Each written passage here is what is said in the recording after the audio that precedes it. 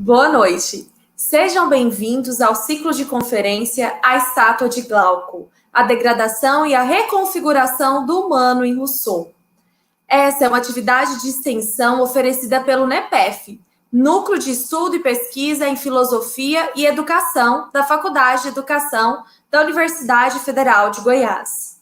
O ciclo foi composto de 8 conferências, as quais começaram no dia 25 de fevereiro e hoje é a última com o título A Estátua de Glauco, o desvelamento e renovação da figura.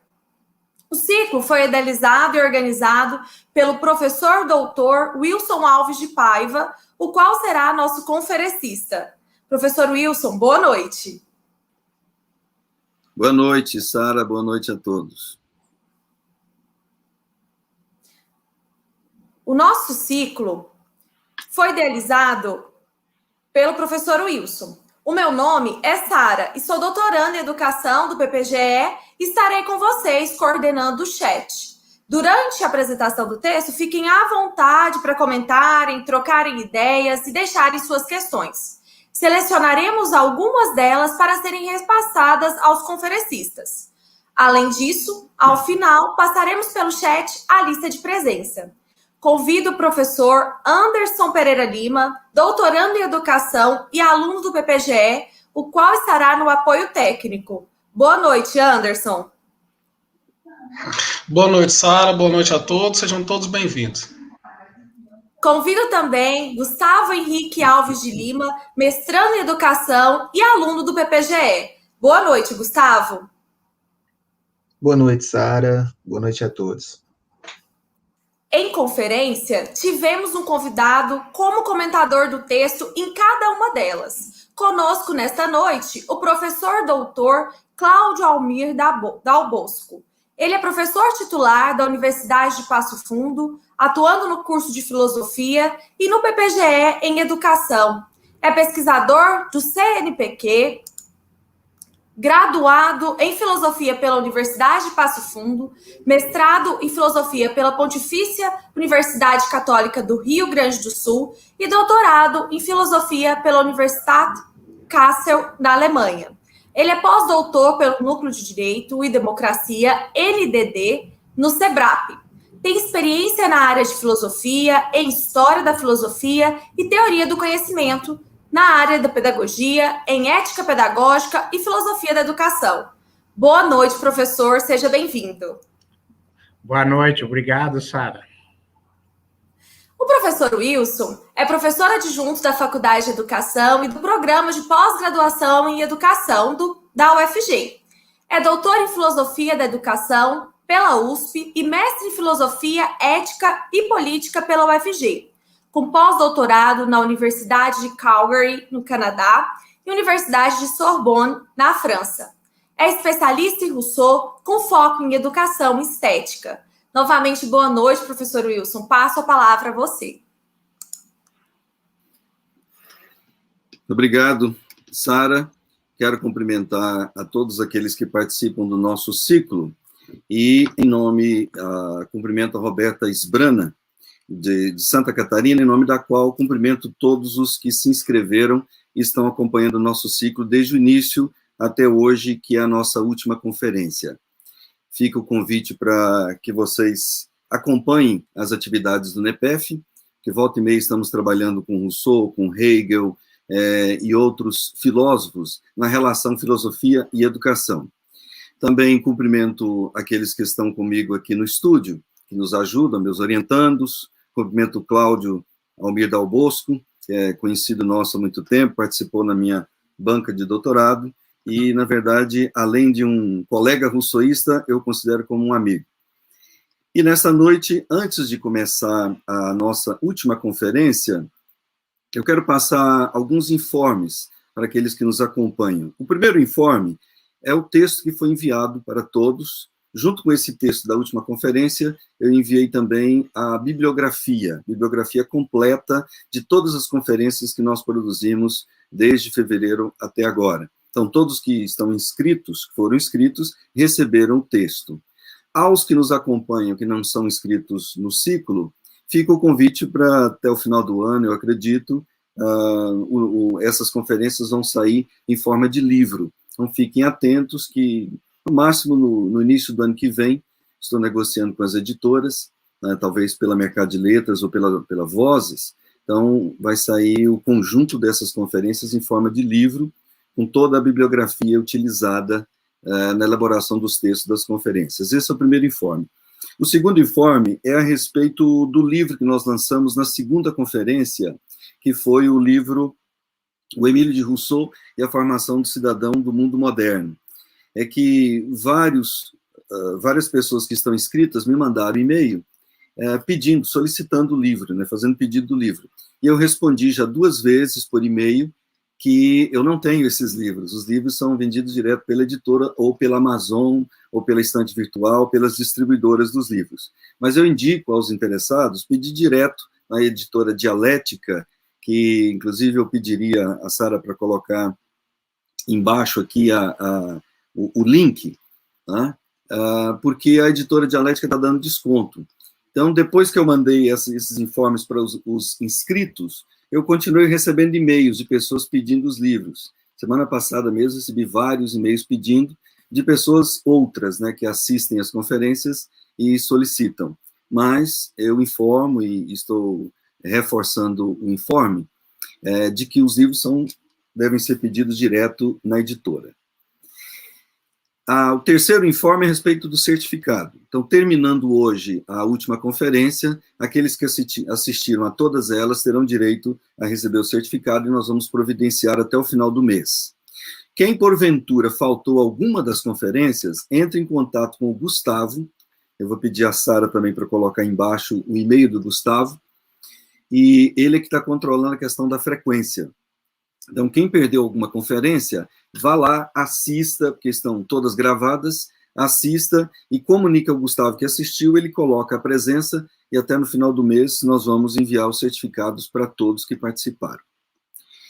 E a quarta e última conferência é para os alunos da Argentina que nos acompanham, temos alguns alunos e professores da Argentina, uma professora da Bolívia e alguns de Sevilha, na Espanha. A esses eu comunico, porque foi até pedido de um deles, que nós vamos realizar uma conferência em espanhol, em outubro. Eu estava pensando em realizá-la agora em julho, mas a pedido do professor José Barrentos, lá da Espanha, da Universidade de Sevilha, ele pediu que realize essa conferência em outubro, por causa da disponibilidade na Espanha. Então, nós faremos isso, fiquem atentos, que faremos uma conferência nova, relacionando Cervantes, relacionando Rousseau, algo assim mais para o lado da literatura. Bom, tendo feito os informes, vamos começar a nossa conferência de hoje, cujo título é Estátua de Glauco, que é o título de todo o ciclo, né, de todo o nosso curso, mas o subtítulo é diferente, é o Desvelamento e a Renovação da Figura. Bom, todo pensador passa por um processo de amadurecimento intelectual. Suas ideias iniciais podem variar um pouco, evoluir e até mesmo mudar completamente. De modo que as últimas obras de um escritor são, obviamente, a demonstração de sua maturidade. E nesse processo, para evitar a contradição, alguns até desconsideram o que escreveram antes, procurando justificar suas motivações. Se não fazem, cabe aos seus intérpretes, né, encontrar as nuances e as particularidades que evidenciam esse processo, bem como articular as relações significativas para melhor compreender a coerência interna e, se possível, a unidade do pensamento. É o caso de Rousseau. Ele mesmo confessa ter escrito obras frágeis e até medíocres, ele diz em uma das suas obras, dignas, inclusive, de serem queimadas. O que é compreensível, pois, como começou a escrever muito cedo, dificilmente não teria algo a ser alterado e complementado por ele em sua maturidade, ou interpretado à luz de seus escritos posteriores, assim como à luz das análises de seus intérpretes, aos quais sobra a árdua tarefa de explicar suas ambiguidades, aporias e paradoxos. Contra a ideia de incoerência e contradição na obra de Rousseau, uma das vozes em sua defesa foi a do crítico literário Basile Munteanu, que é um crítico romeno, o qual afirmou que o filósofo genebrino era um homem duplo e contraditório, mas que tinha consciência de suas contradições. Segundo ele, Rousseau refletia sobre elas e as provocava deliberadamente, pois tal condição era para ele um método de conhecimento. Muitas outras vozes se levantaram, e no cômputo geral é possível resumi-las na compreensão de que o que há em Rousseau, na verdade, é a síntese das dicotomias existentes no século XVIII, como diz Isaiah Berlin. Principalmente quando colocamos, de um lado, sua produção lógica, racional e normativa, que traduz a tendência civilizadora do iluminismo, e, de outro, sua produção literária, que traduz o remanescente lirismo barroco e o próprio rococó francês, bem como o sentimento naturalista pré-romântico da desvalorização, aliás, da valorização das emoções e da introspecção melancólica. Percebe-se em seus escritos a expressão de um ritmo existencial, segundo Prado Júnior, que conjuga as típicas contradições de sua época numa singularidade de pensamento e numa unidade interpretativa. Sem a compreensão desse aspecto, ficamos à deriva na efluência de sua filosofia e afogamo-nos na liquidez das aparentes contradições. Um exemplo disso é a perspectiva sobre a desigualdade. Enquanto a obra de Rousseau, chamada Épître à Monsieur Parisot, escrita em 1741 a 1742, afirma que não seria bom que houvesse menos desigualdade na vida social, o segundo discurso, escrito mais ou menos 10 anos depois, vai denunciá-la de forma veemente. Outro exemplo é o Projet pour l'éducation de Monsieur de Sainte-Marie, escrito no final de 1740, onde Rousseau recomenda que o tutor deve exercitar o raciocínio com a criança, tal como John Locke defendia. E no Emílio, o autor vai criticar o filósofo inglês e afirmar que o que se deve colocar em evidência é o desenvolvimento da sensibilidade e não do raciocínio. Então, o Rousseau do contrato social não parece ser o Rousseau da Nova Heloísa, nem nos argumentos, nem no estilo da escrita, pois seu tratado político, que é o contrato social, cuja importância evoca a necessidade da natureza documental como escritura, tem uma estrutura retórica, quase para ser declamada. E seu romance epistolar, que é a Nova Heloísa, de natureza mais parlatória, segue uma rígida escrita descritiva. E, por fim, no Emílio, no trecho da Profissão de Fé do Vigário Saboiano, salta aos olhos um dualismo psicológico no qual a consciência é tida como natural, ao mesmo tempo que implica julgamento de nossas ações, além da quase afirmação de uma sociabilidade humana natural que, indubitavelmente, rema contra a corrente de sua filosofia. Por esses e outros exemplos, é possível detectar a evolução de suas ideias. Porém, tal aspecto não caracteriza uma ruptura radical ou uma contradição irremediável, capaz de comprometer a unidade do seu pensamento. Essa questão, que sempre voltamos a ela, que é da unidade do seu pensamento, é defendida por alguns comentadores, como Ernst Cassirer, grande estudioso da obra rousseauiana, o qual defendeu diante da Sociedade Francesa de Filosofia em 1920, que realmente há uma coerência interna e uma unidade do pensamento de Rousseau. O próprio Genebrino afirma na carta a Beaumont, assim, eu cito, escrevi sobre diversos assuntos, mas sempre nos mesmos princípios, sempre a mesma moral, a mesma crença, as mesmas máximas e, se quiserem, as mesmas opiniões. Fim de citação. De modo que o ponto de vista da unidade foi adotado por outros estudiosos, como Robert Derraté, na obra L'unité de la pensée de Jean-Jacques Rousseau, além de outras tantas, como a Pensée de Rousseau, coletânea de Benichou e outros, o texto L'unité du rousseauisme, de Yves Vargas, inserido na obra Pensée Rousseau, organizado por Lamennais, bem como no famoso texto de Starobinsky, Jean-Jacques Rousseau, La transparence et l'obstacle, no qual o autor comenta a ideia de sistema, ou seja, todos defendem que para entender o rousseauísmo em sua unidade é preciso levar em conta o coração, isto é, o sentido geral, cujas ideias reunidas formam o núcleo que dá vida e sustenta todo o sistema filosófico de Rousseau, por mais contraditório ou paradoxal que ele possa parecer. Na visão de Yves Vargas, essa coerência ou unidade do pensamento de Rousseau é polissêmica e aberta, a qual permite múltiplas interpretações nos momentos de silêncio, quando a escrita não é suficiente, deixando ao leitor a tarefa de completar essa falha ou juntar as peças desse quebra-cabeça. E para Prado Júnior, todo o ecletismo russoniano se unifica em sua retórica, a qual funde sua literatura com sua filosofia e sintetiza os veios paradoxais que, às vezes, confundem os marinheiros de primeira viagem. Por isso, que já pedindo desculpas, o autor do Emílio suplica, eu cito Rousseau, quando ele disse: perdoai meus paradoxos, é preciso fazê-los quando se reflete. Prefiro ainda ser homem a paradoxos do que homem a preconceitos. Fim de citação. Nisso se compreende que, como uma bateria que possui dois polos constituintes, a filosofia de Rousseau se organiza de forma bipolar, sempre fundamentada em seus binômios, os quais, de forma geral, resumem sempre a relação dialética entre natureza e cultura. Mais do que isso, sua filosofia inverte os polos ao apostar no suplemento, tomando o termo de Derrida, como possibilidade de retorno do originário, do simulacro que retoma seu modelo e, por fim, do veneno que indica as possibilidades de seu remédio.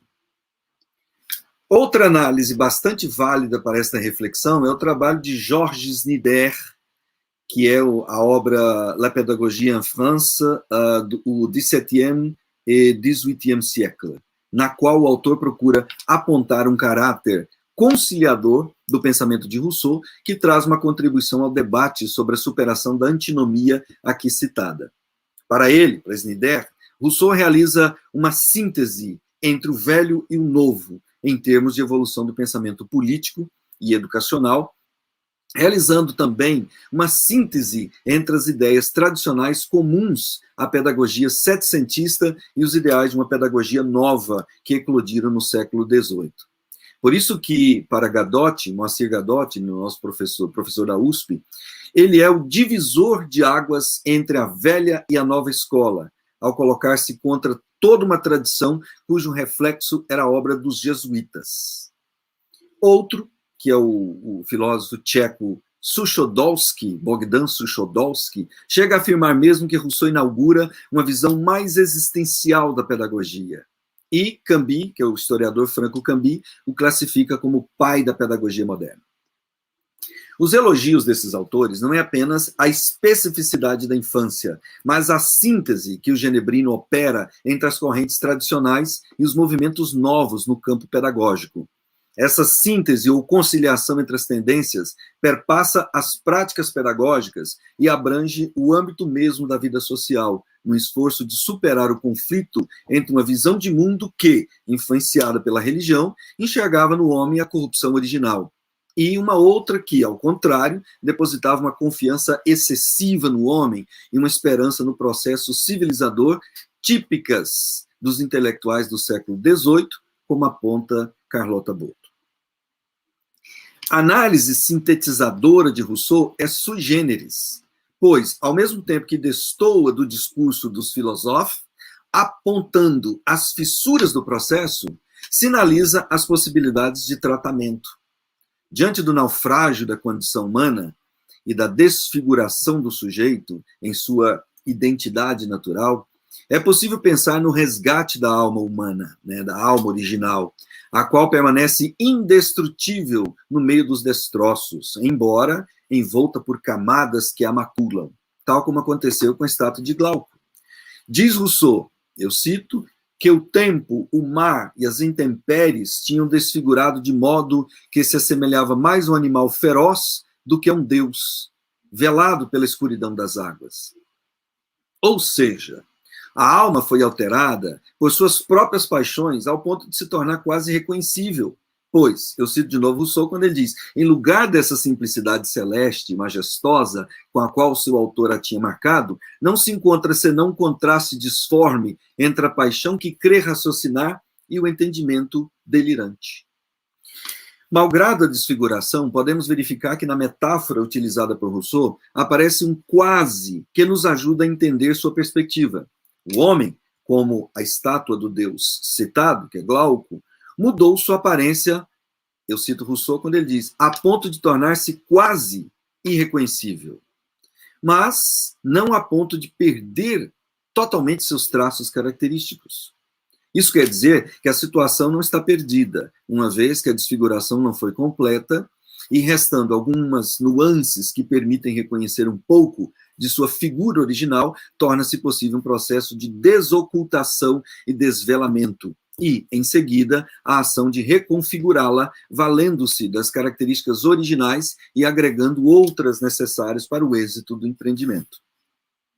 Tal alegoria é dotada de um otimismo humanista que não vê o homem com os mesmos olhos da igreja, isto é, como um ser intrinsecamente perdido no pecado.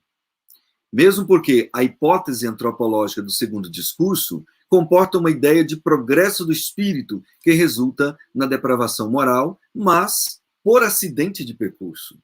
E o aperfeiçoamento das faculdades pode corresponder a um melhoramento da condição humana se for bem encaminhado, e não necessariamente à corrupção do gênero humano. Pois, ao retomar a figura platônica da estátua de Glauco como metáfora da condição humana, Rousseau coloca o problema da seguinte forma.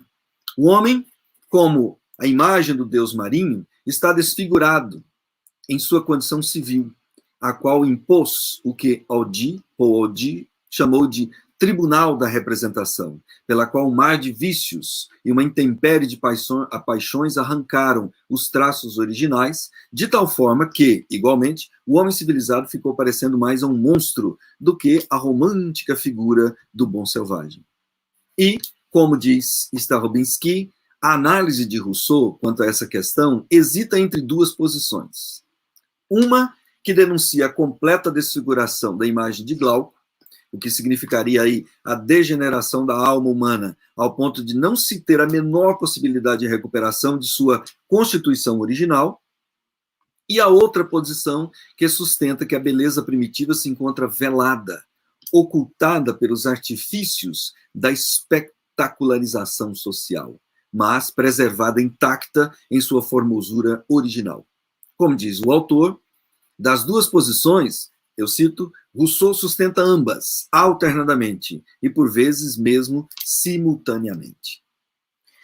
Assim como Eliseu, o Jardim de Júlia, a alegoria de Glauco serve aos propósitos da análise da reconfiguração do humano, pois o processo histórico agregou os homens, mas arrancou-lhes os traços de sua originalidade. Sem esses atributos, o homem acabou sendo alterado pelas condições sociais que aceleraram seu aperfeiçoamento em sentido contrário à sua primeira constituição. Desfigurado, quase reconhecível, restam-lhe alguns traços da divina face e da beleza que sua condição lhe proporcionava. Se a causa não é perdida, uma busca intensa, levada por impulsos nobres, pode possibilitar um resgate, pois podemos refletir como fez Platão. Platão disse, se levada por um nobre impulso, se erguesse do mar, em que agora se encontra, e sacudisse as pedras e as conchas que a cobrem, aí então seria possível ver sua verdadeira natureza. Platão estava falando da estátua de Glauco, né, o deus marinho que fora lançado no mar, e lá se desfigurou, as algas enrolaram nela, enferrujou, por certo, né? E ela perdeu a sua figura original, sua imagem de um brilhante de um deus. Da mirada otimista à realidade prática, muitas questões podem ser levantadas. Uma delas, talvez, a principal, é como resolver a antinomia da formação humana com vistas a atender às necessidades sociais e, ao mesmo tempo, salvar os traços originais da natureza humana. O grande problema da vida social, bem denunciado por Rousseau, é que, no desenvolvimento do processo cultural e precisamente representativo, o homem tomou gosto pelo prestígio e desenvolveu um pathos extremamente desagregador e personalista para a vida em sociedade, que podemos chamar de síndrome da espetacularização. Todos querem ser objeto de espetáculo, porque o prestígio traz consigo o reconhecimento, o privilégio, a bajulação, a riqueza, o conforto, o luxo e a glória pessoal. Bem longe da ação de exteriorizar-se e imaginar-se no lugar do outro, movido pela faculdade da compaixão, o comediante que atua no campo da representação política coloca-se no lugar do outro, no sentido de usurpar-lhe o direito. Aí, para Rousseau, é o cúmulo da representação. Malgrado haver escrito a comédia Narciso ou o Amante de Si Mesmo, com apenas 18 anos, Rousseau já concebia essa compreensão. Como afirma Salinas Fortes, eu cito, o narcisista de Jean-Jacques realiza o comediante. Mascara-se, traveste-se, brilha pela aparência e vive um personagem que, neste caso, é apenas uma idealização de si, ego ideal ou supervalorizado. Fim de citação. De modo que a ordem social é, então, um espetáculo enganoso, porque em vez de unir as pessoas, acaba por separá-las, interpondo o fenômeno, o parecer. De que servem as luzes da ribalta? Tão somente para ofuscar o público e iluminar as máscaras. O brilho das artes, das ciências e do conhecimento em geral ressalta o colorido do artifício e a realidade quimérica que o teatro proporciona. Tomando, pois, sua função social, o teatro se opõe ao caráter democrático de uma agregação espontânea, como a festa popular, e emudece a massa dos cidadãos, desagregando-os em sua unidade. Na tentativa de juntar as metáforas que ilustram o projeto formativo de Rousseau, quais sejam a do jardim, a do teatro e a do Deus, o Deus Glauco, podemos dizer que cultivar a planta do jardim rousseauiano significa deixar que ele cresça naturalmente, impedindo que as influências maléficas possam alterar sua constituição original. No entanto, como esse jardim não é mais o primitivo, mas um jardim tal como Eliseu, edificado pelas mãos humanas, trata-se de um empenho que consiga fazer algo muito mais significativo ao homem que as artes teatrais podem promover, tal como a diversão pública ou mesmo o processo catártico, desde que seja longe dos palcos. Em vez de um espetáculo enganoso, desfigurador, o trabalho formativo deve ter o ideal da festa popular, onde as relações humanas são mais simples, mais diretas e sem espetacularização. Pela análise que Rousseau faz em suas obras, podemos dizer que o mundo virou um teatro grotesco, repleto de comediantes, bufões, farsantes, cujas máscaras desfiguram sua aparência e cuja índole ficou marcada pelo destaque que o papel lhes proporcionava. Infelizmente, o disfarce não melhorou a aparência humana, mas, pelo contrário, desfigurou os traços que a natureza lhe deu. Por isso, uma vez que o estado primitivo não mais retorna, não é possível voltar ao estado de natureza, e o homem vive no estado de sociedade, é preciso considerar que todo projeto e toda reflexão em torno desse objetivo precisa levar em conta dois aspectos importantes. Primeiro, que deve ser um processo cultural, isto é, que lance mão das ciências e das artes para melhor conduzir esse melhoramento, até mesmo para poder curar o mal que elas provocaram. Segundo, que é um processo político, uma vez que tende a ampliar a visibilidade, não por uma questão de riqueza, honraria ou força, mas pelas virtudes necessárias à convivência, à igualdade e à liberdade no meio social, além, é claro, de ser um processo pedagógico. Por isso que o Emílio é a Galateia de Rousseau. Quem fala isso é Sklar, né, uma escritora rousseauista norte-americana, cuja beleza serve como parâmetro para uma outra estátua, que é a hedionda figura de Glauco. Do desvelamento à restauração, o caminho a ser percorrido é o da educação negativa, fazendo desvelar a própria consciência para que ela atue no pleno convívio social, isto é, na presença, alimentada pelos movimentos da vida sensitiva. Nessa perspectiva, dentre tantos tratados de educação escritos no século XVII e no XVIII, e eu coloco vários na nota de rodapé, né, como o Traité des Études de Charles Rolin, que era um dos mais famosos, o Emílio aparece como uma tentativa audaciosa e apaixonada de discutir sobre o problema da infância em todos os processos pedagógicos, assim como o da formação humana como um todo.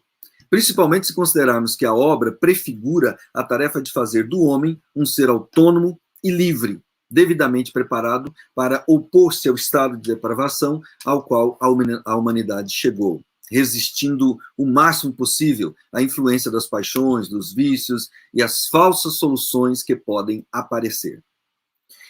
Se isso é possível, a obra então se revela, Emílio, né, se revela como uma verdadeira obra de arte que pretende reconfigurar, aqui eu tomo as palavras de Yves Vargas, a existência humana e dar finalmente à figura de Glauco uma significação real para a construção, não apenas da individualidade, como também da sociabilidade.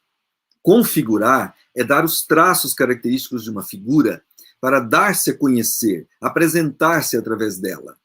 Isso já foi feito quando o homem deixou o estado natural e adentrou o mundo imagético da representação. Nós vimos na segunda e terceira conferências. Uma vez que não se pode retroceder, readquirir os traços originais, exatamente como eram concebidos, trata-se agora de agir com todo o artifício no sentido de melhorar a aparência humana, reconfigurando seus traços e produzindo uma estampa. E, de volta à metáfora do jardim, ao conceito de natura facti, que nós trabalhamos, como poieses da reprodução humana, a estampa antropológica que resulta da formação humana é, nesse caso, o homo facti, como poieses do trabalho educativo. É o que se pode depreender desse compêndio literário chamado Emílio ou da Educação. Censurado pela Sorbonne e condenado pelo Parlamento de Paris em 1762, e depois por Genebra, pela Holanda, o livro é o resultado de 3 anos de trabalho intenso e a compilação de suas ideias educativas desenvolvidas, segundo o próprio Rousseau, ao longo de 20 anos de reflexão, ao qual deve ter começado bem antes, com o projeto para a educação do Senhor de Saint-Marie, escrito como resultado de sua atuação como preceptor dos filhos do Senhor de Mably em Lyon, de 1740 a 1741. Nessa pequena obra, já aparecem ideias como a de formar o coração, o juízo e o espírito. Aparece a ideia do exercício físico, a das experiências sensoriais e a da punição do orgulho. O Projet pour l'éducation de Monsieur de Saint-Marie não traz grandes novidades, né? Embora tenha essas ideias aí que aparecem, né, um prenúncio daquilo que Rousseau ia desenvolver depois, mas não traz muitas grandes novidades, pois retoma algumas questões que já apareciam no pensamento pedagógico de John Locke, por exemplo, assim como no texto que eu mencionei, o Traité des Études de Charles Rolin, que era bastante lido na França e muito considerado. A grande novidade é o Emílio, e é nele que se encontra a enciclopédia de temas filosóficos do século XVIII, segundo Yves Vargas, dos quais o principal, né, desses temas filosóficos, o principal é a destinação social do indivíduo e a emulação da essência humana. Diz Rousseau sobre a educação do Emílio, eu cito Rousseau e quando ele diz: meu principal objetivo, ensinar-lhe a sentir e amar o belo em todos os gêneros, e nele fixar suas afeições e seus gostos, e impedir que suas tendências naturais se alterem, e que busque um dia, em sua riqueza, os meios de ser feliz e que deve encontrar perto dele. Fim de citação. Como diz o Francês é um personagem do livro Rousseau, Juiz de Jean-Jacques. Francês diz assim: o Emílio, em particular, esse livro tão lido, tão pouco entendido e mal apreciado, não é senão um tratado da bondade original do homem, destinado a mostrar como o vício e o erro, estranhos à sua constituição, são nele introduzidos e o alteram insensivelmente. Para além disso, o personagem concebido no contexto dessa realidade, o Emílio, é paradoxalmente educado contra essa realidade. Entretanto, tal paradoxo não revela um pensamento contraditório. mas a própria contradição do mundo. Por isso, não é a sociedade que forma o Emílio como resultado de educação pública, mas é o Emílio que, devidamente educado pela inegável ação virtuosa do preceptor, tem as condições de influenciar o meio social como modelo de virtude. Para exemplificar, basta lembrar que, mesmo sendo treinado para visualizar distintos tipos de máscaras em sua infância, Emílio será quem menos saberá dissimular quando tiver que se relacionar com os outros, uma vez que foi educado para ser verdadeiro. Sendo assim uma espécie de homem natural vivendo em sociedade, procurará resistir com todas as forças e sabedoria ao que Rousseau chamou de turbilhão social, de vícios e paixões inflamadas, superando toda e qualquer adversidade. Pois, como diz Spíndola, eu cito, cultivando esses valores, Emílio abre, finalmente, a perspectiva de tornar-se feliz na sociedade, mostrando-se livre espiritualmente, apesar de sua discrição, de sua modéstia, de sua sinceridade, de sua subordinação ao cumprimento de seus deveres, etc. Fim de citação. Por isso, considero equivocada a leitura de que o Emílio deve ser totalmente isolado da sociedade e educado fora dela e contra ela, como alguns defendem. Isso levaria à situação tragicômica da precaução inútil, discutida por Martin, no contexto do isolamento virtuoso das crianças. Havia, no século XVIII, até no XVII, uma discussão sobre essa precaução inútil, e a grande obra é essa mesmo, com esse título, La Précaution Inutile, de Paul Scarron, que escreveu mais sobre a vida amorosa, né, que trata justamente de um francês, marido de uma mulher que tomou todo o cuidado, que era virtuoso, e etc., um espanhol, mas não adiantou nada, todo esse cuidado que ele teve, porque ele foi traído. Assim também houve uma relação dessa precaução inútil em relação às crianças, né? Como, por exemplo, uma fábula que existe, que foi retomada pelo La Fontaine, mas na verdade é de um árabe chamado Jean de Damas, que fala a respeito de uma criança educada, totalmente fora, isolada. Esse texto também foi retomado por Boccaccio, no Decameron, fala de uma criança isolada, mas que não adiantou nada, né? O pai, o cuidador dessa criança, levou um dia para passear e ele estava guardando a criança do perigo das mulheres. E, ao mostrar as mulheres, ele perguntou o que são elas, né? E ele disse, são gansos. E aí, depois da viagem, ele falou, o que você mais gostou? E a criança falou assim, eu gostei mais dos gansos. Então, não adiantou todo o cuidar da criança lá dentro isolado, dentro de uma caverna, algumas versões falam de caverna, outras versões falam de castelo, mas que não adiantou, foi inútil, porque ele se interessou por aquilo que era os demônios, né? Os gansos, as mulheres. Então, a visão, essa ideia de isolamento do Emílio cai nessa situação tragicômica de precaução inútil. Considerando o Emílio um arquétipo da formação geral do homem, sua abstração nos permite pensá-lo para qualquer época e qualquer sociedade, desde que seja dada ênfase no desenvolvimento da consciência por meio de um processo educativo que contemple tanto a formação humana quanto a cívica, pois, não na esfera da autoridade ou da lei, quando eu digo de cívica, mas na esfera, eu cito Rousseau, na esfera da consciência dos hábitos e costumes que as obrigações são fixadas e respeitadas. Concordo, portanto, com Francisco, que diz que o que se pretende no Emílio é dar a solução à contradição do homem, isto é, formá-lo não homem natural ou cidadão, e sim homem natural e cidadão. O Emílio quer-se tanto um tratado de educação doméstica quanto de educação pública, segundo Maria de Fátima. Geralmente, a recusa dessa perspectiva se dá pelo fato de se pensar que Rousseau não tenha se preocupado com a educação pública, nem escrito nada sobre ela, uma vez que o que sempre vem à mente, quando se fala em seu nome, é certamente o Emílio, um tratado de educação doméstica.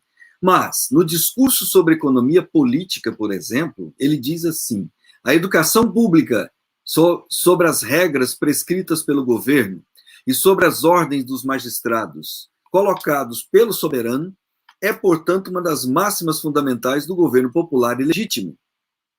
E ele explica que, se as crianças são educadas de modo igual e no sentido da igualdade, instruídas a respeitar a vontade geral, imbuídas do amor à pátria, certamente aprenderão a prezar seus semelhantes e ao bem comum.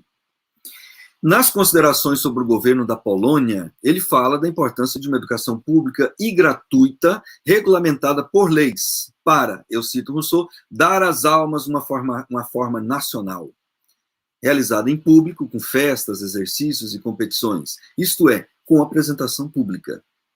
Então, não faz sentido nenhum dizer que ele não se preocupou com a educação pública. Assim, retomando a consideração de que o mundo se tornou pura representação e que a apresentação estética, tanto da roupa, como das mesas, dos palácios, dos jardins e das relações sociais em geral, passou a dar o tom à lógica da vida, qual seria a medida da representação e, por conseguinte, qual seria a medida do teatro? Aqui, a resposta é um tanto quanto difícil, pois, a seguir o curso da reflexão posta por Rousseau na Carta d'Alembert, o ornamento e o luxo da apresentação teatral podem suscitar nos espectadores o gosto por seu aparato, pela pompa dos apresentadores, além, é claro, de produzir efeitos negativos sobre suas mentes. Apesar de tudo isso, o teatro está mais próximo das pessoas do que os livros, segundo Rousseau. Como ele afirma no texto Mélange de littérature et de morale, depois de muito tempo não se fala mais ao público, a não ser através dos livros. E se alguém lhe diz alguma coisa de viva voz e que seja interessante, é pelo teatro. Fim de citação. Então, a medida do teatro pode ser, então, a do discurso e da oratória, quando o orador se apresenta a si mesmo e comunica o que tem em seu coração. Desse modo, o encontro desses matizes é no palco, o palco da vida, onde o preceptor contracena com seu discípulo, ora representando papéis definidos, ora observando os atores sociais. Na introdução do Paradoxo do Espetáculo, Salinas Fortes apresenta o seguinte, ele diz: o estado da questão, citando Rousseau no Emílio, que abundam as referências ao teatro e à representação, dizendo, é uma citação meio longa, mas eu vou ler. Ele diz assim, apresentando a fala de Rousseau, né, quando Rousseau diz: mas que se represente um jovem educado segundo minhas máximas. Olha que Rousseau usou o termo represente. Que se figure, meu Emílio, outro verbo da mesma relação do teatro, represente, figure, ao qual 18 anos de cuidados assíduos não tiveram por objeto mais do que conservar um juízo íntegro e um coração sadio, que seja figurado no levantar do pano, lançando pela primeira vez os olhos sobre a cena do mundo, ou, antes, colocado através do teatro, vendo os atores pegar e colocar suas roupas e contando as cordas e polias, cujo grosseiro prestígio ilude os olhos dos espectadores. Então, são termos que Rousseau utiliza. Se o mundo é um teatro e a vida é uma encenação, a melhor máscara a ser colocada é a de homem civil, e o papel a ser desenvolvido é o de um homem virtuoso que tudo faz pela coletividade. Como Emílio é feito para viver entre os homens, torna-se necessário conhecê-los em seu modo de vida. Tem um trecho que Rousseau fala: é tempo de mostrar-lhe o exterior desse grande palco, cujos jogos interiores já conhece, logo antes de fazer com ele umas viagens.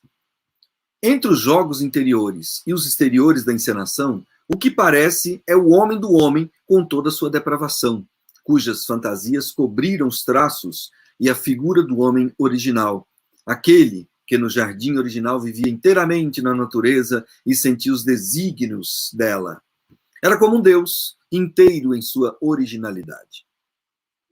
Malgrado o modismo, em Rousseau, o emprego dessa analogia tem, segundo nossa interpretação, um propósito mais crítico, qual seja o de compreender a problemática a partir de dentro e poder, assim, refletir sobre a gradação representativa que ela comporta, como uma escala entre o menor e o maior grau de representação que ocorre em todos os domínios do conhecimento. Sua análise é desenvolvida de tal forma que podemos tirar uma teoria da representação, cujo problema está posto da seguinte forma: à medida que o homem adquire cultura, adentra o mundo da representação. Seu início está no momento em que o homem da natureza desenvolve a capacidade de reflexão. Com o pensamento, vêm as palavras. Destas, vem a escrita. E, enfim, os demais desdobramentos e suplementos simbólicos, numa intensidade que Rousseau chega a comentar no segundo discurso. Como tudo, reduzindo-se às aparências, tudo se torna artificial e representado. O problema que Rousseau procura discutir é que, em grau elevado, o valor recai sobre o signo e não sobre a coisa representada. Aí que é o grande problema. Não é a representação em si, a existência da representação em si.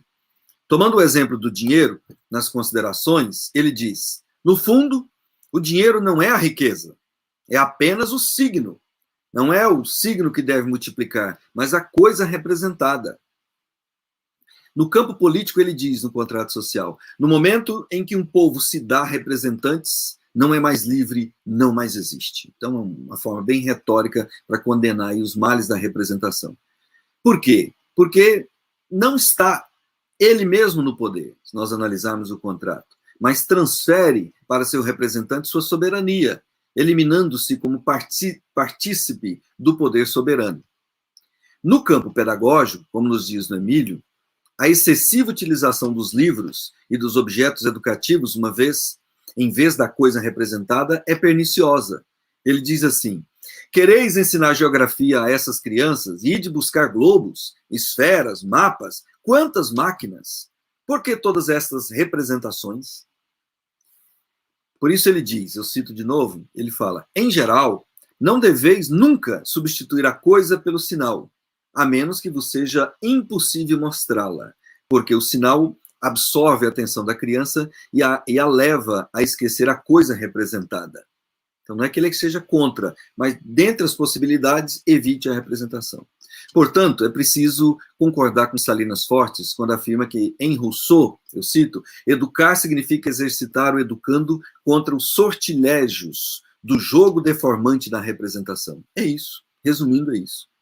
Como bem colocado pelo autor, uma prática que prepara o aluno contra os sortilégios do jogo deformante da representação e não contra a representação em si. Sendo impossível mostrar o objeto real, negociar com a própria riqueza ou exceder o poder político diretamente, uma vez que vivemos em um mundo representativo, então a saída parece ser a de utilizar a representação de forma virtuosa, evitando cair no jogo da deformação do representado e da desfiguração de seu simulacro. Nessa perspectiva, temos, por um lado, o esforço do preceptor em levar o Emílio a contemplar a vida simples do homem do campo, suas festas e toda a sua maneira de agir. Por outro, o discípulo precisa fazer uma leitura política da vida social, procurando entender como ela se organiza, como os homens agem, como se apresentam diante dos outros e como se mascaram.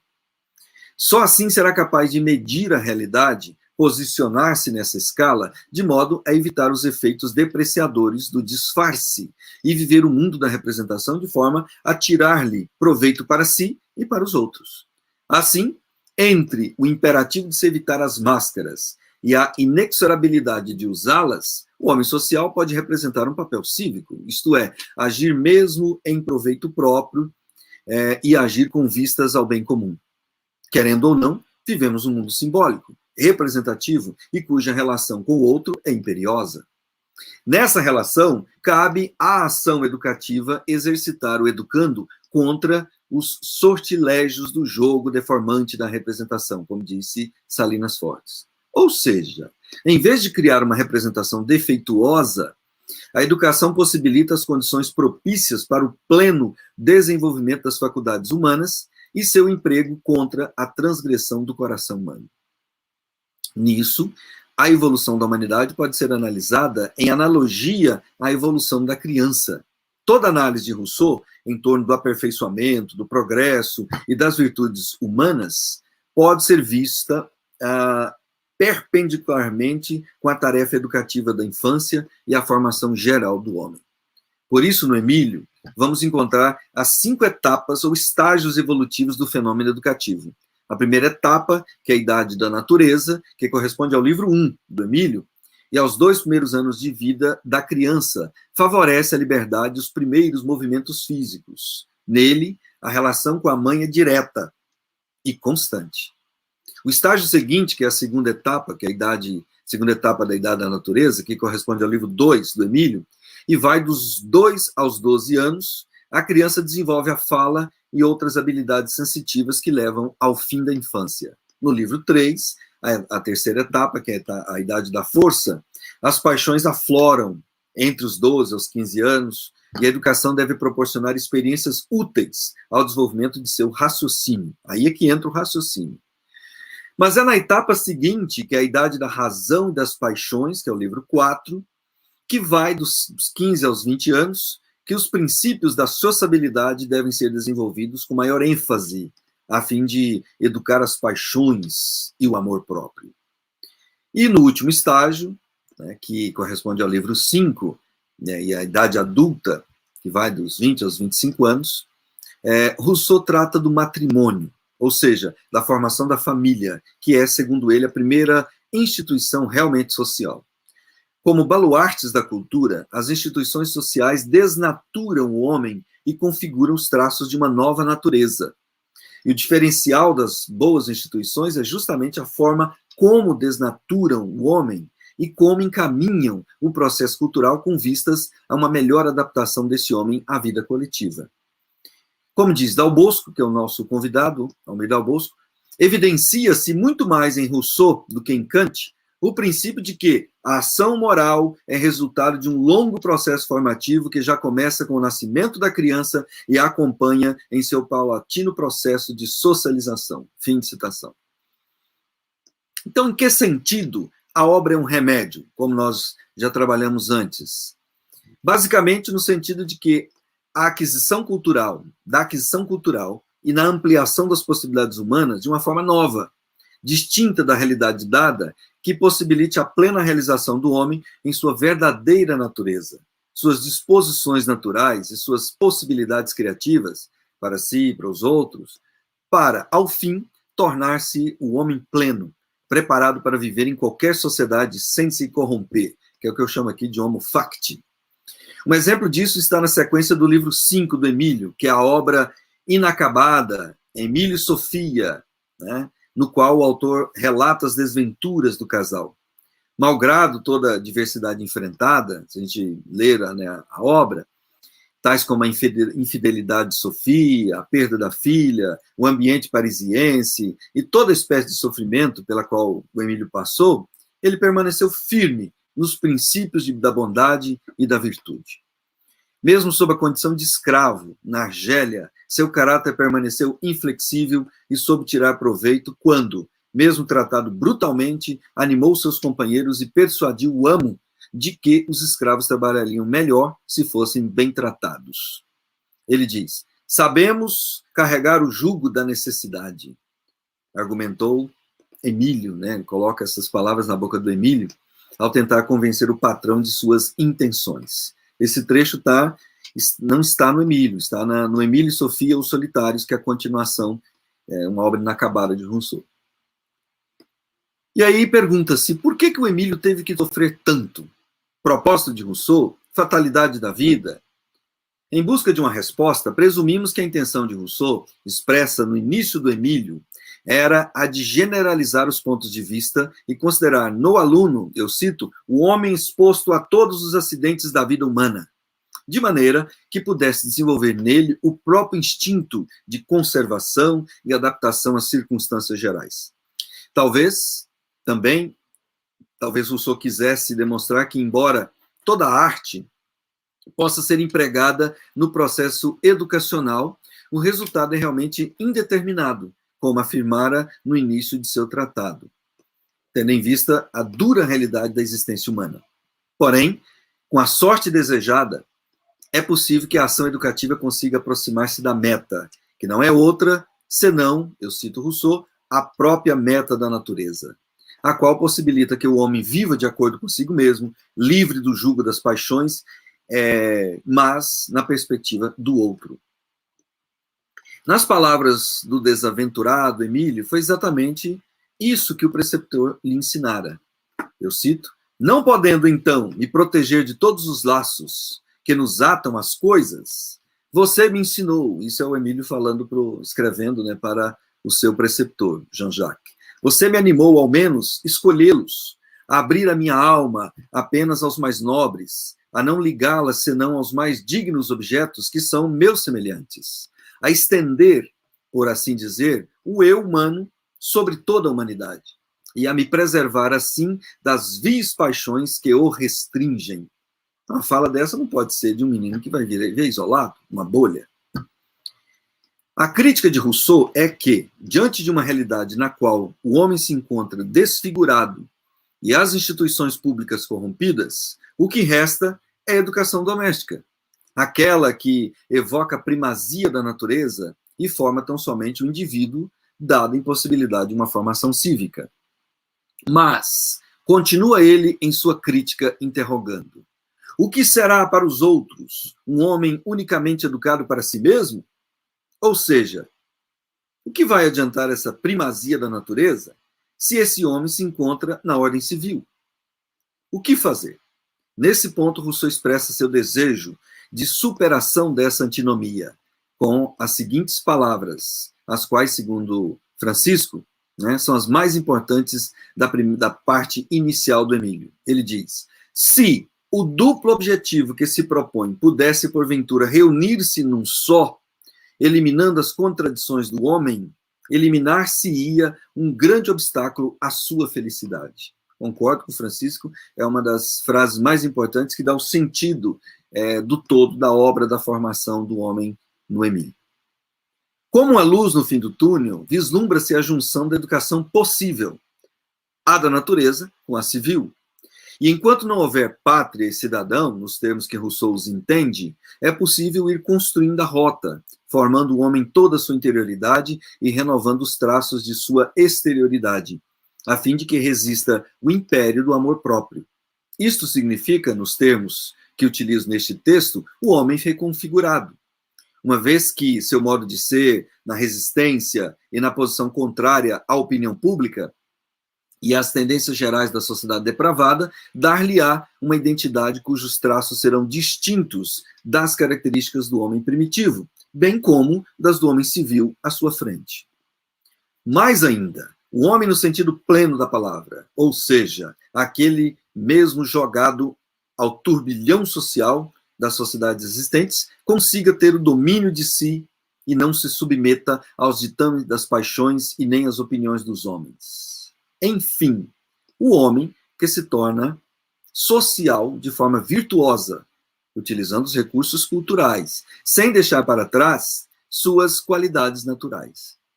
O objetivo é atingir aquilo que Charles Taylor, filósofo canadense, chama de liberdade autodeterminante, isto é, a ideia de que o indivíduo decide por si mesmo naquilo que ele diz respeito, sem ser moldado por julgamento alheio ou por quaisquer influências externas, perspectiva que tem amparo em diversas passagens no Emílio. Assim, de pedagogo romanesco, Rousseau se transforma em pedagogo social, ou melhor, pedagogo político, porque estabelece os caminhos para bem conduzir o homem em sua trajetória civil e, valendo-se dos pressupostos naturais e intrínsecos, transformar as estruturas da vida em sociedade através de um amplo projeto de positivação dos verdadeiros fundamentos sociais. Como afirma Vera Waxman, uma colega argentina, eu cito: Rousseau propõe uma educação que dá lugar à socialização do indivíduo, evitando a transformação do amor de si na forma de amor próprio. Se falha, o próprio Rousseau sentencia, eu cito Rousseau: estendamos o amor próprio sobre os outros seres, nós o transformaremos em virtude, e não há coração humano em que essa virtude não tenha sua raiz. Então, o desafio pedagógico está posto, qual seja o de educar o amor próprio em seu potencial positivo, como diz Neuhauser, uma vez que não se pode suprimi-lo, de tal modo que a relatividade própria dessa paixão seja entendida na dimensão do respeito e da dignidade humana. A insistência de Rousseau para se escolher entre o homem e o cidadão não é, no fundo, um clamor para uma escolha, mas para uma reflexão crítica. Dessa forma, contra o disfarce de uma civilidade doentia, a formação humana, como Rousseau a concebe, deve ser vista como um bálsamo, cujas propriedades terapêuticas podem contribuir com a recuperação de um homem desvirtuado e com a restauração de sua real figura. Em outros termos, a obra é uma grande pedagogia que nos ensina a melhor forma de conduzir os homens pelas vias do engrandecimento de sua interioridade e pelos caminhos do mais virtuoso relacionamento com as coisas e com os semelhantes. Por isso, em minha opinião, o Emílio se destaca, dentre os escritos russonianos, como a mais sublime declaração de amor ao homem que alguém jamais pôde escrever. Para Vargas, o homem rousseauista é como aquele do enigma da esfinge, que anda sobre 4, 2 e 3 patas, conforme o momento, não sendo mais um corpo fervente, depois uma alma inquieta e, finalmente, uma ficção que o permite ter um corpo sensível. Fim de citação do Yves Vargas. Revisitando essa obra clássica, né, o Édipo Rei de Sófocles, que fala do enigma, aliás, da esfinge, do enigma, às vezes nos deparamos mesmo com tal homem, criado pela natureza, que depois se cria e se recria na própria ficção, do mesmo modo que parece ter sucedido com o próprio Jean-Jacques Rousseau. Mas que homem é esse? O homem natural? O cidadão? Como digo no livro Emílio de Rousseau e a formação do cidadão no mundo moderno, não é nenhum nem outro, e os dois ao mesmo tempo. O homem se torna duplo, e na expressão de Gimac, Peter Gimac, composto, cuja composição ou duplicidade o capacita a ser o que é, conforme agraciado pela natureza, e atuar no palco da civitas, encarnando seu papel de tive, ou seja, cidadão com todo o fervor e dedicação. Nessa metáfora, se o personagem não subsumir o ator, ou, em outras palavras, se a existência não subsumir a essência humana, nasce daí o autêntico cidadão, isto é, a esfinge russoniana, cujo enigma é bem mais difícil de ser decifrado do que o de Sófocles. Uma dessas dificuldades está na realização do projeto educativo russoniano na prática, pelo menos em sua totalidade. O caminho mais fácil seria o da reconfiguração total do homem, o que significa, segundo Melzer, modificar mesmo sua psicologia, reprogramar seu espírito e transformar suas inclinações. Fim de citação. A questão é que uma ação de tamanha envergadura, nenhum Estado totalitário poderia conseguir, mesmo lançando mão de uma pedagogia tão macabra quanto a do regime nazista e, antes dele, a do regime soviético. E não apenas no campo educacional, mas em todos os aspectos é preciso concordar com Benjamin Constant quando diz que não se pode imputar a Rousseau os pretextos para as diversas formas de tirania, mas as leituras equivocadas de seu pensamento que alguns empreenderam. Essas, sim, são as culpadas. E diversas outras dificuldades aparecem sobre a questão da prática do seu projeto educacional, né? Quando não levamos em conta, quando não entendemos seus paradoxos, suas metáforas e sua expressão retórica. Seu discurso revela, por assim dizer, uma verdadeira prática vivenciada e compartilhada por ele com seus leitores. É só por sua linguagem que, segundo Prado Júnior, que a justificação da inocência se torna possível. O que, de certa forma, dá sentido ao seu lema vitam impendere vero, isto é, consagrar a vida à verdade, ousar ser o que é. Era o lema que Rousseau dizia que era o seu lema de sua vida. A crítica aos membros da República das Letras, né, ou República Literária, é parametrizada por outra frase latina, colocada no prefácio da peça Narciso ou Amante de Si Mesmo. Ele diz, satis eloquentiae sapientiae parum, isto é, bastante eloquência, mas pouca sabedoria, tal como eram os discursos proferidos na corte e nos salões, os quais davam mais significação à exterioridade, à aparência, ao suplemento do imaginário fantasioso. Mesmo sendo seduzido por esse tipo de comportamento no início, porque Rousseau frequentou esses salões, Rousseau sente depois curado, seja pelo efeito da iluminação de Vincennes, como nós vimos, ou por ter visto os escritores de perto e diagnosticado seus males. Como um médico da civilização, prescreve a moral sensitiva, como a melhor condutora do processo de restauração da figura, retirando a crosta de suplementos que, como as algas na estátua de Glauco, corroeram seus traços originais ao ponto de a presença não ser desejada e preterida pelas máscaras. Como nos lembra Salinas Fortes, eu cito, a análise da vida social, segundo o esquema ser-parecer, é central em Rousseau desde o primeiro discurso. Fim de citação. Seu lamento, o lamento de Rousseau, de que não se ousa mais parecer tal como se é, vai se repetindo até as últimas obras, quando comenta melancolicamente, ele diz, como seria doce viver entre nós se a contenção exterior sempre representasse a imagem dos estados do coração. Se a decência fosse a virtude, se nossas máximas nos servissem de regra, se a verdadeira filosofia fosse inseparável do título de filósofo. Fim de citação. Ele complementa logo depois. Mas tantas qualidades dificilmente andam juntas, e a virtude nem sempre se apresenta com tão grande pompa. Sendo assim, Rousseau, no final da sua vida, resolve escrever suas confissões, abrindo-a como a expressão, ele abre as confissões, a obra, né, com uma frase latina que diz intus e incute, e dizendo, quero mostrar aos meus semelhantes um homem em toda a verdade da natureza, e esse homem serei eu. Que intus e incute significa por dentro e por fora em toda a verdade. Eu só sinto meu coração e conheço os homens, como foi o título da primeira conferência. Não sou feito como nenhum dos que tenho visto, e ouso crer que não sou feito como nenhum dos que existem. E concluiu o parágrafo dizendo assim, se não sou melhor, sou pelo menos diferente. Se a natureza fez bem ou mal ao quebrar o molde em que me moldou, é o que só poderá ser julgado depois de me haverem lido. Fim de citação. E, quanto a isso, no prefácio do Emílio de l'Éducation, da edição francesa Garnier Flammarion, Michel Luneck faz o prefácio, introdução, ele questiona, obviamente de haver depois lido, né, claro.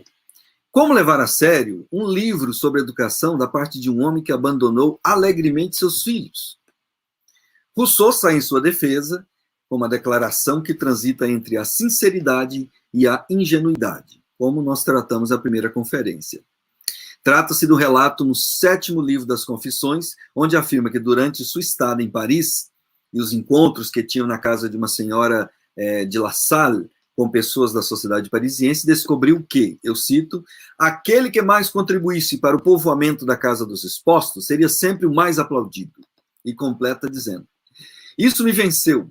Adaptei meu modo de pensar ao modo que via em pessoas muito amáveis e, no fundo, gente muito direita, e disse a mim mesmo, já que é costume da terra, quando se vive nela, pode-se segui-lo. Bom, segundo Cranston, que é um dos maiores biógrafos de Rousseau, a condição geral das crianças não eram das melhores, e sabemos que milhares eram abandonadas nas ruas de Paris, como eu comentei na primeira conferência, e poucas eram levadas para os orfanatos. Rousseau comenta que, diante do que passava e das inconstâncias de sua vida, havia escolhido o melhor para os seus filhos. Quisera eu, ele diz, e ainda hoje o quereria, ter sido educado e sustentado como eles o foram. Evidentemente que nesses comentários o grande filósofo, que sempre criticou a dissimulação, acaba colocando uma máscara e se esconde nos meandros literários da sua retórica. Ou, talvez, tenha se mostrado por inteiro como sempre foi, uma nobre alma infantil e ingênua. Ele diz na 9ª caminhada dos devaneios, registrei em meus escritos a prova de que me dedicara a essa pesquisa com um cuidado demasiado para não a ter feito com prazer. E seria seguramente a coisa mais incrível do mundo que a Heloísa e o Emílio fossem obra de um homem que não amasse as crianças.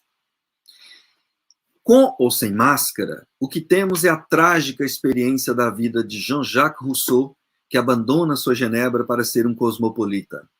Afasta-se da sociedade para estudá-la, compreendê-la em todos seus fundamentos e, dessa forma, conceber uma sua utopia. Deixa de viver entre os homens para esquadrinhá-los em todos os seus sentimentos e paixões. E deixa de amar seus filhos para amar todas as crianças do mundo. O Emílio é, assim, a declaração de amor ao homem e a fé na capacidade de transformá-lo em um ser bom e útil à humanidade. E na construção desse colorido mosaico, bem como de toda a sua obra, o pensador genebrino adentra um mundo de profundas reflexões que só um longo devaneio solitário seria capaz de proporcionar. A exemplo dos poetas Árcades, que adentravam os campos, pântanos e florestas para entender os meandros da alma humana, Rousseau deixou um legado inestimável, uma fonte inesgotável para uma melhor compreensão do homem, do cidadão e dos melhores meios de formá-los com vistas ao bem comum. Se é como diz Shakespeare, que o mundo é um palco, nós os atores e a vida uma encenação, a melhor máscara a ser colocada é de um homem civil, e o papel a ser desenvolvido é de um homem virtuoso que tudo faz pela coletividade. Como Emílio é feito para viver entre os homens, é ele quem domina todo o cenário como um verdadeiro suplemento de uma ordem, a ordem natural, auxiliado por acessórios devidamente colocados pela sabedoria e pela astúcia do preceptor, sendo preparado para viver entre os homens, mesmo sob as influências de uma sociedade perversa e absurda. No processo do desvelamento, do fundo do mar, surge a estátua monstruosa de Glauco, que amedronta, pois não tem mais o encantamento de sua divindade. Por sua vez, a retirada do véu sobre a estátua de Galateia revela sua beleza e suas substâncias ocultas. Na primeira figura, é o erro e a corrupção que são revelados, na figura de Glauco. Enquanto na segunda, de Galateia, na segunda figura, revelam-se o que estava oculto, isto é, sua beleza e sua substância. Resta uma terceira figura. Aí eu trago a fala de Rousseau. Que me figure meu Emílio, conclama o preceptor ao palco, onde esse homem da natureza fará a fusão de Glauco e Galateia em um só personagem, que, sem véu, apresenta-se tal como é. Ralph Waldo Emerson, um filósofo norte-americano, abre seu livro Natureza dizendo, eu cito, nossa era é retrospectiva, constrói sepulcros aos antepassados, escreve biografias, histórias e criticismo. As gerações anteriores olhavam Deus e a natureza cara a cara. Nós o fazemos através de seus olhos. Fim de citação. E foi exatamente o que tentei fazer com a produção destas conferências. À luz de uma leitura rigorosa das obras de Rousseau, e, para finalizar, reportando-me a Joel Pimentel de Lhoa, estudioso da obra de Rousseau, ler uma obra, sendo, eu cito o Lhoa, fiel a um filósofo, não é apenas lê-lo de forma tecnicamente rigorosa, mas por um processo empático, reviver com ele o processo em torno do qual foi produzido seu discurso e, na medida do possível, aproveitar seu legado na solução de nossos problemas. Fim de citação. E, para concluir, no prefácio da segunda edição do seu livro Men and Citizens, A Study on Rousseau's Social Theory, Judith Sklar afirma que o genebrino é um daqueles autores que tem alguma coisa pessoal para dizer a cada leitor. E, nesse caso, a melhor forma de compreendê-lo é realizando sua própria leitura. Portanto, para além de uma exposição catedrática, espero que essas conferências tenham servido para instigar a curiosidade sobre o filósofo Jean-Jacques Rousseau e servido de convite à leitura de suas obras. E, nesse sentido, encerro a presente conferência com o mesmo questionamento de Hölderlin, o poeta Hölderlin, né? Ele diz, teu discurso solitário, falando de Rousseau, teu discurso solitário será alguma vez entendido? Teremos algum dia, é a reflexão minha, teremos algum dia a capacidade de entender toda a sua mensagem, toda a riqueza da obra de Rousseau? Considerando a produção acadêmica e todas as reflexões que se tem feito nesses quase 2 séculos e meio, bem como a influência que a sua obra tem exercido sobre os diversos campos do conhecimento e da prática, Terá sido ele um profeta, como diz Hölderlin, e um mensageiro de uma era melhor? Ou não terá passado de um sonhador? De alguma forma, como ele mesmo diz em nota de rodapé no Emílio, dir-me-ão que eu também sonho, concordo, mas o que os outros não fazem? Ofereço meus sonhos como sonhos, deixando que o leitor procure ver se tem algo de útil para as pessoas acordadas. Fim de citação de Rousseau no Emílio. A todos nós, leitores de Rousseau, bem acordados e conscientes dos problemas educacionais, sociais, cabe o exercício prazeroso da exegese de seus escritos e do bom aproveitamento de seus sonhos. Muito obrigado. Nós é quem agradecemos, professor, pela belíssima exposição. Agora nós vamos convidar o professor doutor Cláudio Almir Dal Bosco, o qual terá 5 minutos para as suas considerações, professor. Depois nós vamos selecionar pelo chat 2 questões. Professor, fique à vontade. Muito obrigado, Sara. Gostaria de cumprimentar o professor Wilson pela bela conferência e estou muito curioso para ouvir as outras anteriores. Não tive a oportunidade de acompanhar, mas vou ler depois com muito gosto o livro que será publicado na sequência a partir das conferências, né? E também dizer que te considero não só um parceiro de pesquisa, mas um amigo, né? E acho que nos aproxima aí o interesse comum em estudar o Rousseau, né? O interesse intelectual. E, bom, eu vou aqui, na verdade, fazer 3 breves observações. Talvez eu vá um pouquinho além dos 5 minutos. E a primeira observação é destacar a grandeza do Rousseau, e que foi ressaltada, né, por fica claro nessa tua conferência, né? E o Rousseau é não só um grande pensador da educação, mas é um grande filósofo do século XVIII, né?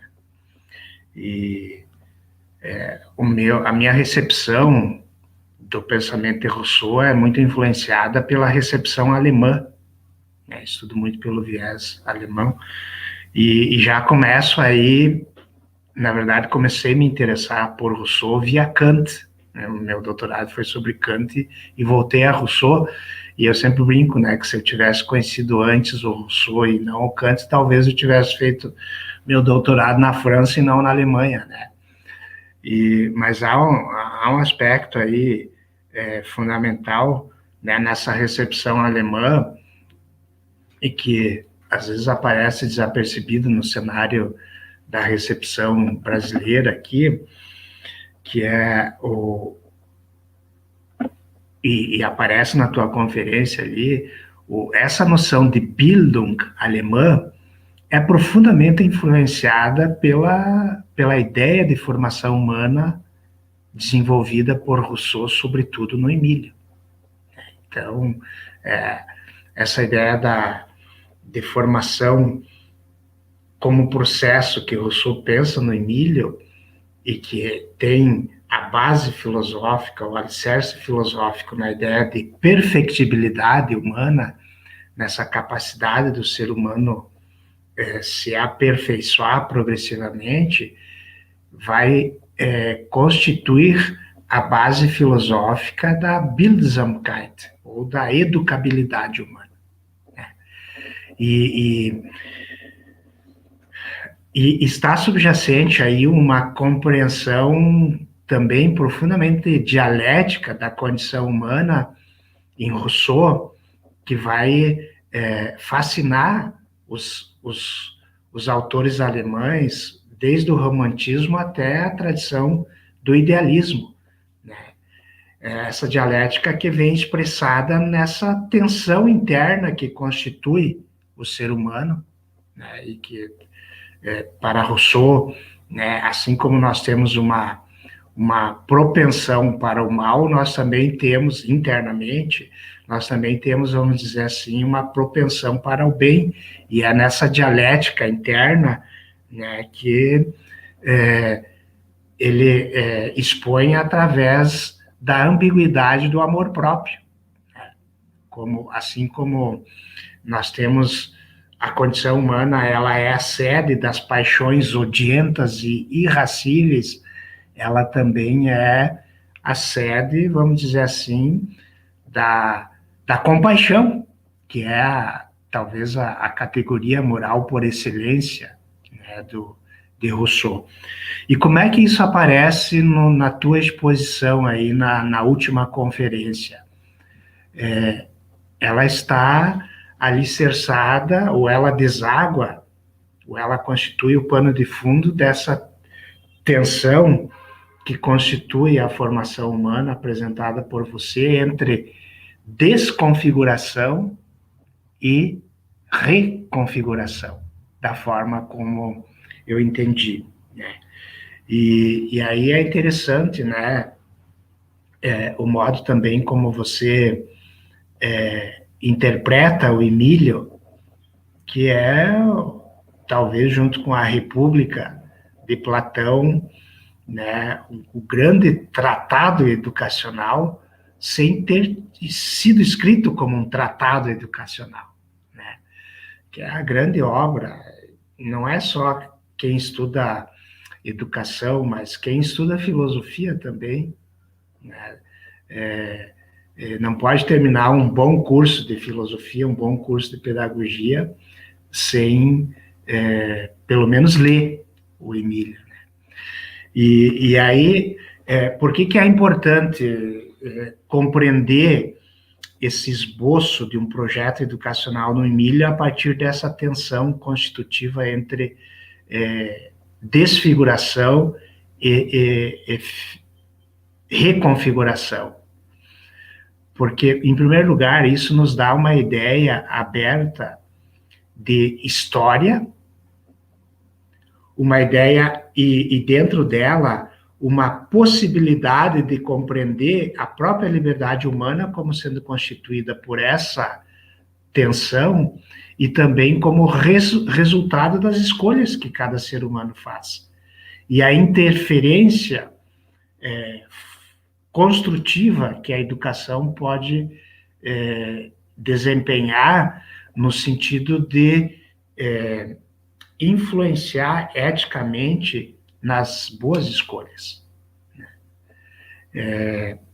E aí eu vejo, o professor Wilson, né, que esse núcleo que me chamou a atenção, primeiro, nessa última conferência, primeiro de você ter tomado a formação humana como categoria-chave.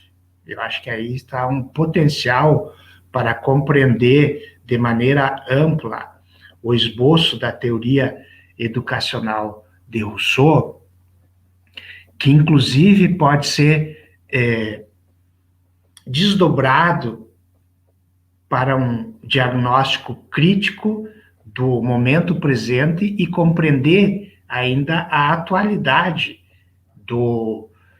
desse esboço de projeto de uma educação natural, de uma educação alicerçada na formação humana, como uma crítica ao reducionismo educacional contemporâneo, alicerçado, não foi o teu objeto aí, né, mas alicerçado, esse reducionismo contemporâneo, numa educação baseada no desenvolvimento de competências e habilidades. Um diálogo com Rousseau permite ampliar uma noção de formação, permite ampliar uma formação de educação e ler, inclusive, o próprio Rousseau como um grande herdeiro da boa tradição pedagógica ocidental. Nesse contexto de um autor que se ocupou com um projeto integral de formação humana. É uma tentativa de atualização tanto da paideia como da humanitas, nesse sentido de desenvolvimento de todas as capacidades humanas em todas as direções, e não só focada nas capacidades cognitivas, por exemplo, né? E daí a importância de compreender, então, esse todas as dimensões do esboço desse projeto educacional, que não é só um projeto cognitivo e nem só moral, mas também estético, né, que é a tua própria preocupação, né? Então, eu iria destacar esse ponto, né? E talvez, como eu não conheço as outras conferências, né, mas a julgar por essa última, né, tornar forte esse aspecto, né, de um projeto amplo de formação humana que né, que contém em si já um potencial para pensar a formação humana em todas as suas capacidades e possibilidades. E o mais importante, sem ter a certeza que de fato isso vai acontecer, né? E aí que eu acho que está o caráter aberto, né? Que Rousseau sempre se opôs a uma filosofia da história determinista, que inclusive passava por alguns enciclopedistas também, né?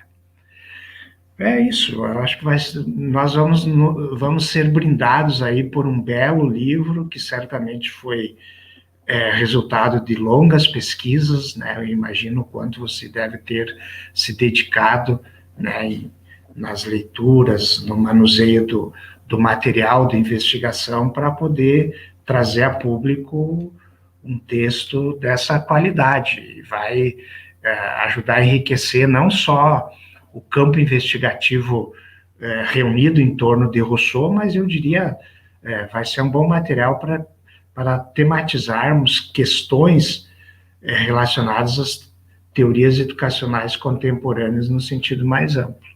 Parabéns pelo belo trabalho e obrigado pelo convite. Cláudio, eu que agradeço a sua participação, e é interessante quando você falava, quer dizer, você está participando aqui hoje, né, desse nosso projeto, mas a sua participação não é só essa participação direta hoje, mas a participação indireta pelas obras, né, porque para chegar a essas conferências eu li umas 2, 3 obras suas, então você está presente de alguma forma aqui, no seu embasamento teórico, nas suas pesquisas. Quer dizer, chego a dizer mesmo que não é uma ação minha aqui no núcleo, mas a ação nossa. Eu quero usar o plural, porque todas as obras que você escreveu, dos demais que participaram também nas conferências anteriores, todos eles foram lidos. Eu li, né, há muito tempo eu tenho lido a produção de nossos colegas aqui no Brasil. E a produção dos colegas, sua e dos demais, tem me ajudado a entender justamente essa formação humana em Rousseau, que ela é muito mais importante do que a formação política, mais importante do que qualquer outra coisa. Mas que, para mim, o núcleo mesmo do pensamento de Rousseau está na sua pedagogia. Para entendê-lo, tem que passar pela pedagogia. E aí você falando, trazendo essa comparação para a realidade atual, é bem válido, e nós podemos dizer que Rousseau é bem atual nesse aspecto, vale a pena estudá-lo, porque ao escrever tudo que está ali no Emílio e nas outras obras que também falam de educação, parece que ele já estava vendo a nossa época de hoje, né? Ao lermos essas obras, nos colocamos contra essa perspectiva, né, das habilidades, competências e habilidades que você falou, mas também contra o tradicionalismo que ainda existe, aquele tradicionalismo da transmissão do conhecimento que Rousseau tanto atacou em sua época, que era o hábito dos jesuítas. Hoje está muito presente, por um lado, a transmissão do conhecimento, por outro, só habilidades. Mas o que tem nesse permeio aí de formação humana, de formação da sensibilidade? Porque quando Rousseau fala de formação de sensibilidade, né, que é o materialismo do sábio, ele não está falando ali só de atividades lúdicas e pedagógicas, ele está falando de toda uma formação humana, estético-pedagógica, para que a sensibilidade faça transparecer toda a sua alma, toda a sua maneira de ser. Por isso que, ao longo desse conjunto, esse ciclo de conferências, eu procurei reforçar essas duas ideias, a formação humana e a leitura estética de mundo. Tanto que a única conferência, que foi a 7ª, que fala sobre o papel da mulher, é a que destou um pouco desse eixo, mas eu fiz questão de fazê-la de explorar essa ideia, porque também é muito equivocado, né? A leitura de Rousseau sobre a mulher, sobre Sofia, sobre Júlia, da Nova Heloísa, tem recebido, assim, interpretações extremamente equivocadas. Eu fiz questão de ressaltar essa ideia do papel da mulher, até porque a perspectiva da mulher entra na perspectiva da visualidade estética do século XVIII. Então, acaba não destoando daquilo que eu queria dizer. Do primeiro, quando nós começamos a explorar a vida de Rousseau, depois passando pela questão da natureza, quando as pessoas se encontram, aí vem o parecer, vem a busca de ser melhor do que o outro, é uma percepção estética que é o fio condutor até a última, que é a formação da condição humana.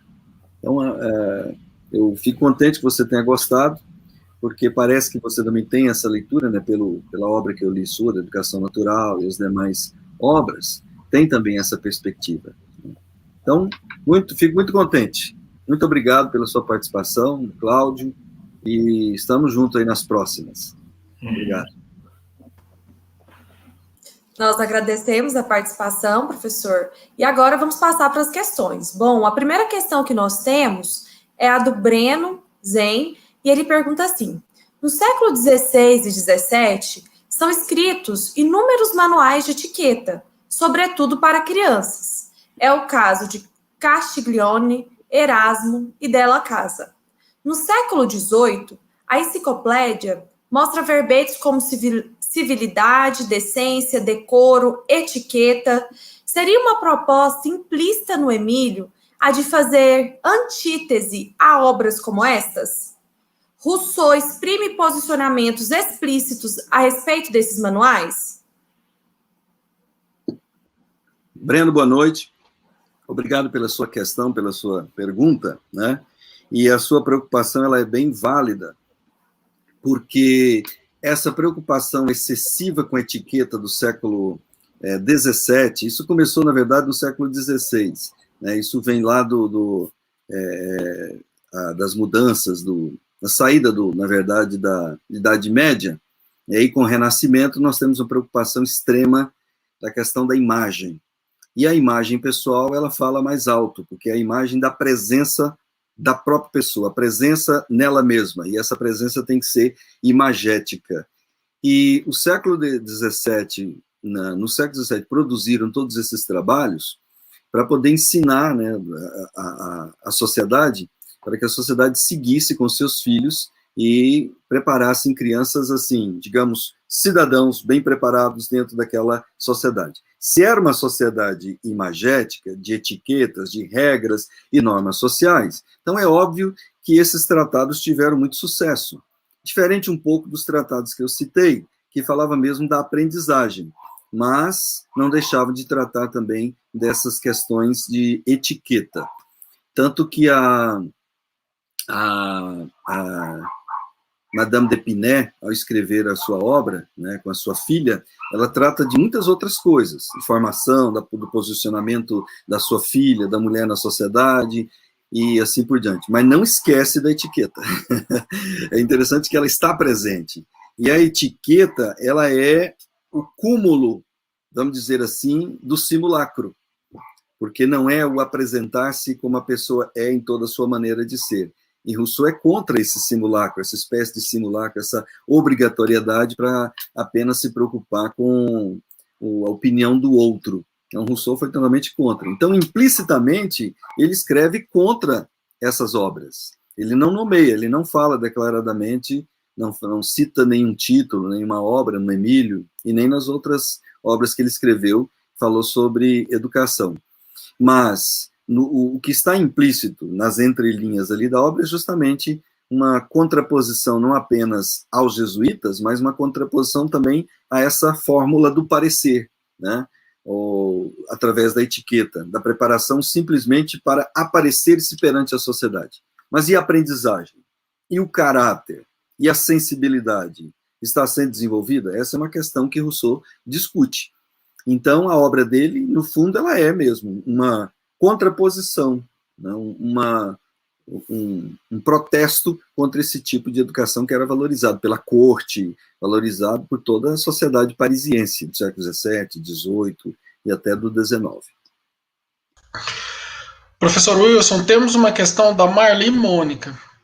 Ela pede para o senhor falar mais um pouco sobre a educabilidade do ser humano, por gentileza. Isso foi motivo de muitas divergências na filosofia da educação. Marli, é o seguinte, a educação humana, ou formação humana, como eu prefiro falar, eu gosto do termo formação porque ela implica não apenas as questões pedagógicas, de aprendizagem da leitura, aprendizagem das coisas imediatas, mas também a formação do caráter, da sua moral, né, da religião, que Rousseau coloca muito bem no Emílio, através do discurso do Vigário Saboiano, e a sua preparação para a sociedade. Essa é a grande formação. O mais importante dessa formação é a preparação do cidadão para a sociedade.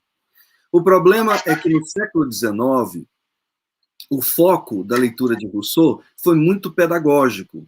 Então, uma tradição de pedagogos fizeram uma leitura de Rousseau apenas pelos seus determinantes cognitivos. E aí temos grandes contribuições, obviamente, como Piaget, que foi um grande leitor de Rousseau, e os demais, né, como Froebel, Montessori e outros pedagogos que leram Rousseau e passaram a fazer abstrair de sua obra apenas essa leitura das questões pedagógicas, da cognição. Quando você lê, por exemplo, o Emílio nas suas etapas, nas suas fases, de 0 a 2, de 2 a 12, 12 a 15, etc., nós temos aí uma aproximação daquelas etapas cognitivas de Piaget, de Jean Piaget. Quando ele fala da construção ali, né, dos conhecimentos abstratos, concretos, etc., você tem uma aproximação. Então, essa leitura, ela foi clássica no século XIX e até no início do XX. O que aconteceu é que essa leitura colocou de um lado uma leitura mais política de Rousseau, uma leitura mais filosófica quando você pega o Emílio. Daí os filósofos se concentraram na leitura do segundo discurso, uma leitura mais cultural, antropológica, mas que tem ali a denúncia da desigualdade, etc. Então, inaugurou-se uma leitura política da obra de Rousseau, desmerecendo sua obra pedagógica. E colocaram em ênfase o contrato social, tanto que o contrato social é estudado em todos os cursos de direito, de sociologia, e quase todo advogado que a gente conversa diz, o que você leu de Rousseau? Eu li o contrato social. É só isso. Então, parece, a leitura é que Rousseau foi um filósofo político que ajudou a consolidar a Revolução Francesa, né? Robespierre se considerou seguidor de Rousseau e assim por diante. E deixaram de lado o Emílio. E, por sua vez, os pedagogos também negligenciaram a formação política, a formação geral do Emílio, e se concentraram apenas nessas questões pedagógicas. E o Emílio é uma fusão, como eu coloco nesta conferência, né, de Glauco e Galateia.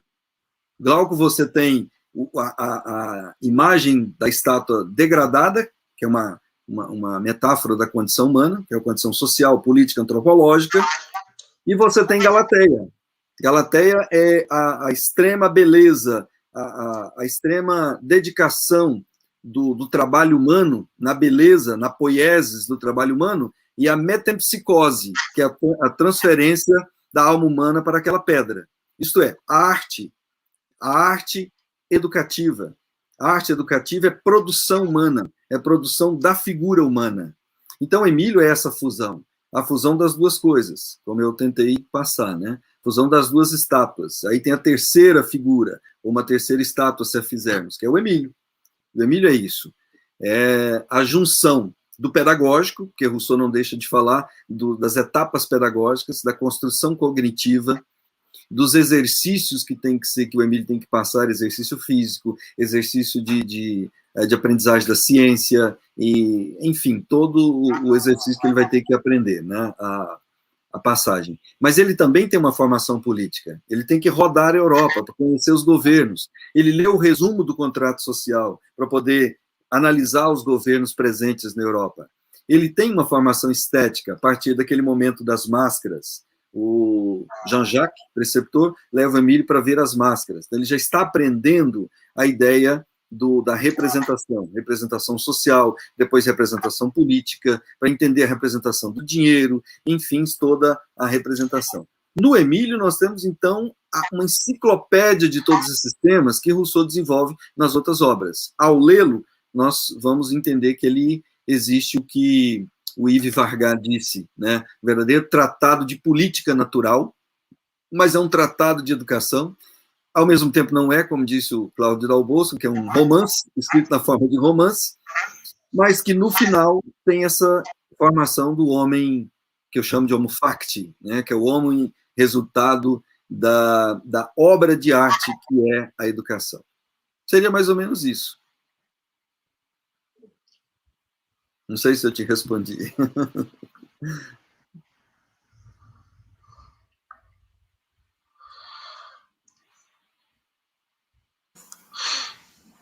Eu acho que essas são as perguntas, professor. Ótimo. Tá bom.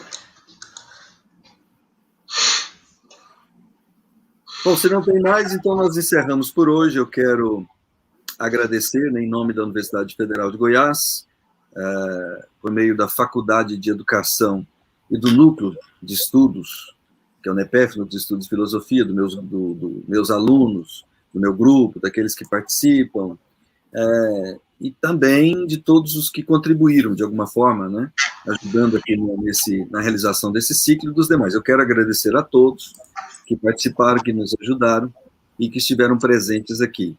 E dizer que foi muito prazeroso estar com vocês de fevereiro até aqui. Na verdade, eu concebi esse ciclo o ano passado, trabalhei nele um ano, mais ou menos, com alguns textos que já existiam e agregando mais textos e mais considerações que vieram de outras leituras, né? E, bom, até a semana passada eu não tinha terminado o texto desta última conferência. Eu tive que acelerar o passo para poder passar para o Cláudio.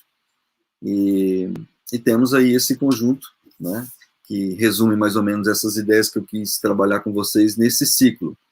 Agradeço a paciência de vocês, a participação nessas 8 conferências, nesses 8 momentos, e fico muito satisfeito e os convido para as próximas atividades. Muito obrigado a todos. Eu passo a palavra agora para os colegas para encerrarem.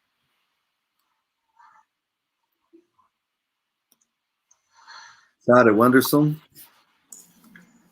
Nós é quem agradecemos, professor Wilson, por esse momento formativo, assim, de fevereiro até agora.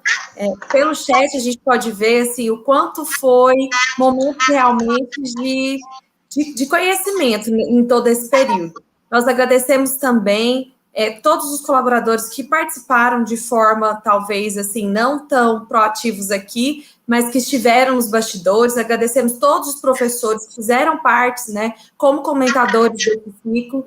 Sem vocês, esse evento também não teria acontecido. E muito obrigado, professor Wilson, por tantas colaborações nesses 8 ciclos. Obrigado, e passo para o Anderson encerrar para nós esta noite. Com você, Anderson.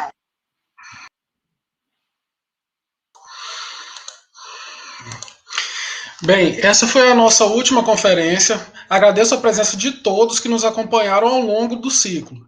Com as leituras dos textos elaborados pelo professor Wilson, juntamente com os vídeos, podemos compreender alguns dos elementos centrais da obra de Rousseau.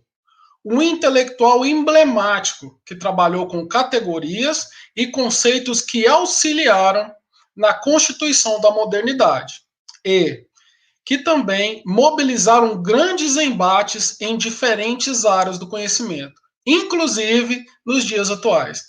Desse modo, o ciclo de conferências, a estátua de Glauco, a degradação e reconfiguração do humano em Rousseau, é um presente que nos foi oferecido para entender e refletir sobre o gênero humano, sobre a razão enquanto resultado da sensibilidade humana, mesmo em meio aos paradoxos, ambiguidades, romances e utopias russonianas. Enfim, esta atividade de extensão foi oferecida pelo NEPEF, Núcleo de Estudo e Pesquisa em Filosofia e Educação da Faculdade de Educação da Universidade Federal de Goiás. Boa noite e obrigado.